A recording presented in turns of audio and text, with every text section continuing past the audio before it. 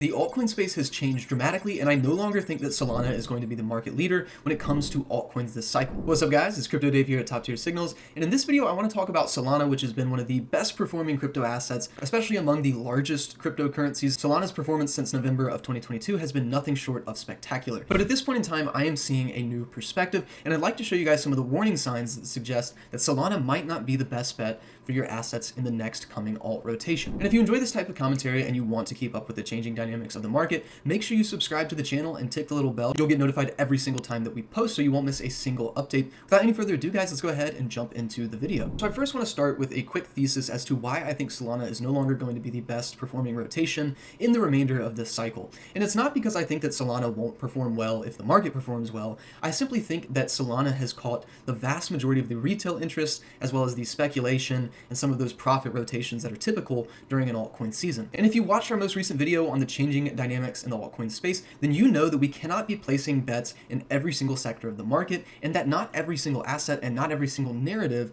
is going to outperform Bitcoin when the market is doing well. So if we've already seen one rotation have a very big moment, such as the Solana ecosystem, especially Solana memes, I think it then becomes time to shift your focus and find the new narrative. And if you are a Solana investor, then you certainly want to understand what I'm about to show you. So I'd like to take a look at the SOL Bitcoin chart on the weekly time frame. This is the ratio between Solana's price and Bitcoin's price, and it gives us an understanding of how Solana is performing relative to Bitcoin. And it's very clear that for some time now, Sol has outpaced Bitcoin quite a bit, and it has been the #1 spot to speculate in the altcoin space really since the beginning of 2023. But what you're going to notice here is this 0.003 level that was a key level of resistance in our last bear market that came back into play in March of 2024. At the same time that you've come back up and tested this resistance, you've also stuck in some significant weekly bearish divergence on the RSI, where we have a lower high on the RSI and we have a higher high in price. And usually what this tells us is that the trend that is preceding it is slowing down and it is breaking down and likely going to reverse. So if you see bearish divergence occurring at an area that you would anticipate acts as resistance, chances are you are looking at a reversal pattern in the making. Not only did we have the bearish divergence, which itself did not look good, we were unable to get above this level and close any sort of weekly or daily candles above this level. So there was no confident breakout. The level that we thought was going to act as resistance did just that, and the ratio has not been able to recover, continuing to set in lower high after lower high while these moving averages converge on themselves. You guys know that I really enjoy the EMAs on the daily and the weekly time frame, and what you're going to notice here is the 8 crossing below the 21, then the 8 crossing below the 50, and then finally we have the 21 crossing below the 50. So our shorter term moving averages are coming beneath our longer term moving averages, and the ratio is failing to hold the cloud in general as support. We saw several instances throughout this move here where we tagged these moving averages, we found support, we continued to bounce, and that momentum has very clearly slowed. And when we did finally break beyond our moving averages, it was very short-lived.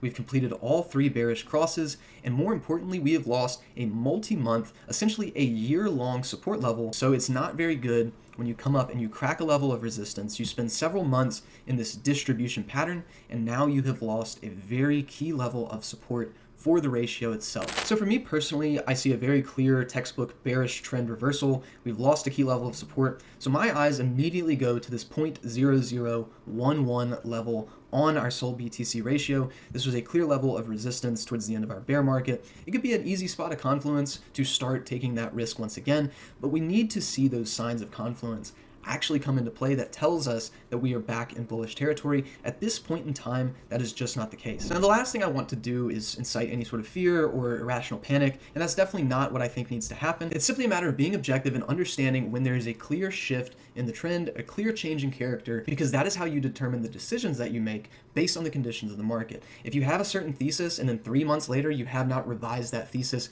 based on new data, you are doing something wrong. And I want to liken this to our ETH-BTC ratio. It's almost uncanny how many similarities we have with ETH-BTC from our last market cycle to SOLBTC right now. You have your higher highs in the ratio here, also some clear bearish divergence with your lower highs on the RSI. This of course is coming at a range that we would suspect acts as resistance, that 0.085 give or take level. We made a push above and we were not able to close. We were getting rejected at this ratio and we continued to set in lower highs after we failed to claim this level. Now, if you move a little closer, again, you get the 8 below the 21, the 8 below the 50, and the 21 eventually crossing below the 50. And in this instance, there was a brief shakeout. This looks very similar to what we currently have on Solana. So we could see a bit of a fake out before rebounding into the distribution range. But when this happened for Ethereum, it did not result in any sort of significant breakout. It didn't even result in a macro swing high. Ultimately, we just continued to fade that range as resistance. Regardless, you get the point. This has been over a 2-year bleed between ETH and BTC,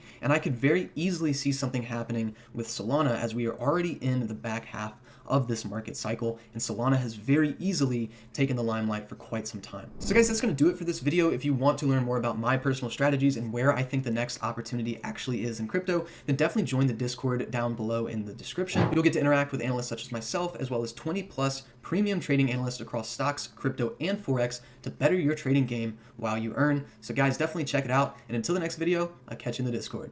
Peace.